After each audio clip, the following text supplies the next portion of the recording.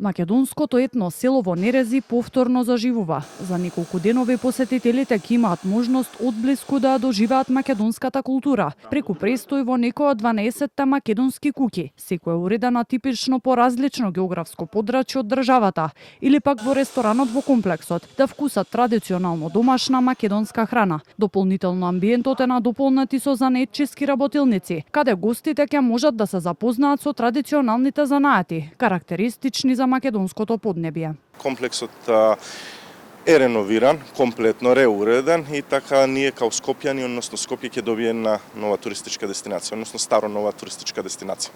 Од она што го имам како информација од концесионерот, ќе функционираат два ресторани од отворен тип, еден ресторан од затворен тип и ќе си функционираат собите, односно апартманите кои што се сместени во куќарките. Оваа туристичка атракција, која се наоѓа на само неколку километри од скопскиот градски метеж, беше затворена за посетителите 7 години, откако екс-градоначалникот на Центар Владимир Тодоровиќ се откажа од концесијата поради нерентабилност. Тогашната влада на Зоран Заев, иако неколку пати најавуваше дека комплексот ќе се претвори во стартап село, таа идеја никогаш не се реализираше.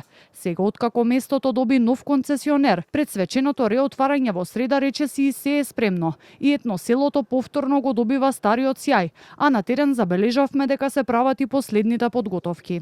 По 7 години, македонското етно село во Нерези повторно ги отвара своите врати за посетителите. Од она што можеме да го забележиме овде е дека се прават последните подготовки пред неговото свечено реотварање, кое ќе се одржи во среда. За изградба на етно селото беа вложени 5,2 милиони евра, а за внатрешното уредување беа потрошени дополнителни 1,3 милиони евра.